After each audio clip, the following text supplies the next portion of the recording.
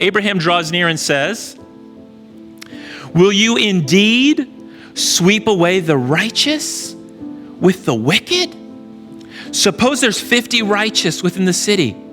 Will you then sweep away the place and not spare it for the 50 righteous who are in it?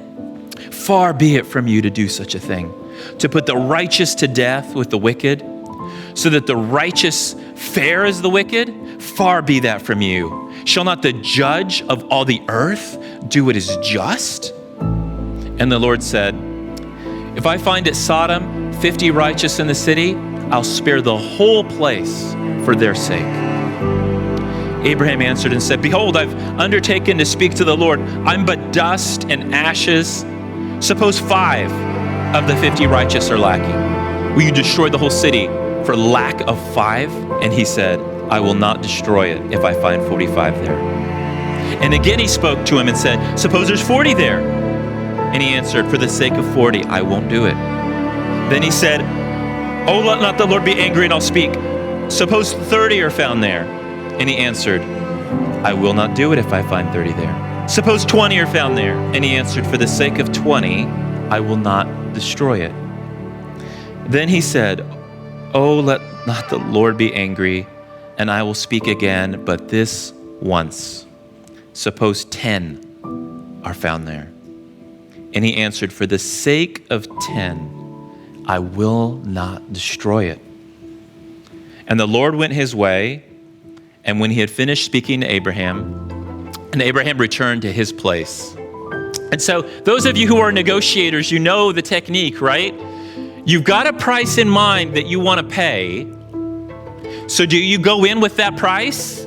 Absolutely not. You come in low as you possibly think you can go. That's what Abraham's doing. So when he comes in at 50, does he think he's going low or high? Low. That's how you negotiate. But Abraham was in his mind negotiating with God, searching out, trying to understand the mercy of God, because he knows God's justice doesn't need any help. But he doesn't yet know the depths of God's mercy. And he's using this opportunity as a prophet, praying and interceding with God to try to get a hold and understanding of the heart of God around this idea of his mercy.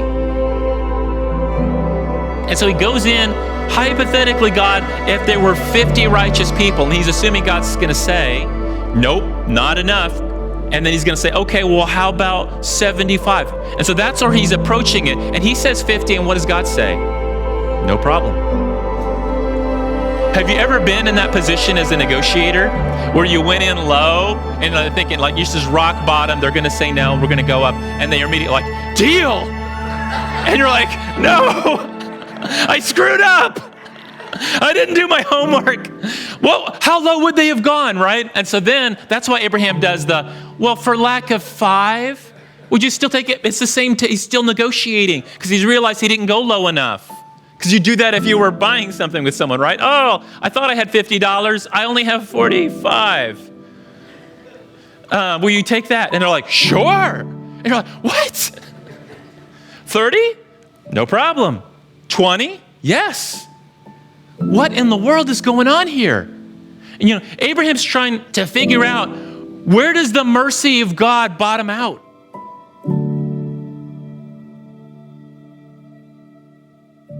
He knows he's negotiating with God over the fate of a city, human lives. Who ends the conversation, by the way, God or Abraham? Abraham does. Abraham does.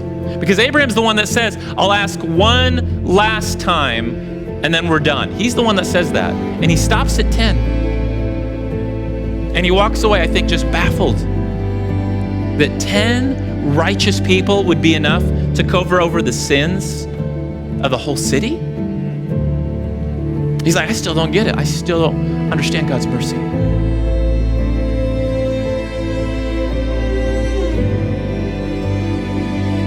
The truth is, what's the right number?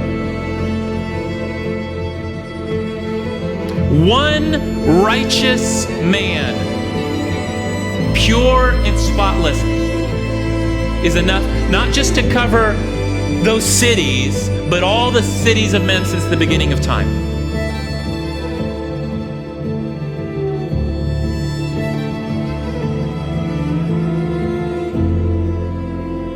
who is Abraham actually speaking to right now? This Yahweh, invisible human form. He's talking to the one, actually. He's negotiating with the pre-incarnate Christ over how much righteousness it takes, how many righteous people it takes to cover over the sins of many.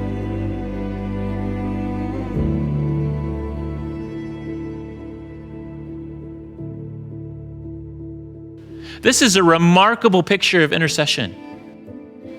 Can we approach God? Can we ask God that wonderful Ephesians 1 prayer of Paul to enlighten the eyes of our heart to see who? Jesus, in whom the fullness of God was pleased to dwell. The incarnation of God's mercy, His grace, His patience, His overflowing love and faithfulness. Can we ask Him to give us a fresh revelation so we can be reminded of the heart of God, so that it can affect and transform our prayer lives, to pray for the most wicked people on the planet and pray and intercede for them and for their hearts to be turned.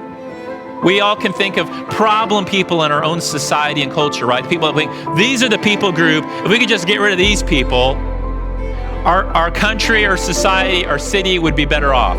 Whether it's the drug addicts or the prostitutes or these, legal immigrants or whatever it is, or the extreme left or the extreme right or both or whatever, These are the people that are causing all the problems. Just get rid of them. Everything would be good. But Abraham's heart has been moved to a place where he says, the people that are the worst offenders in my community, God, forgive them. Is there some way they might be spared?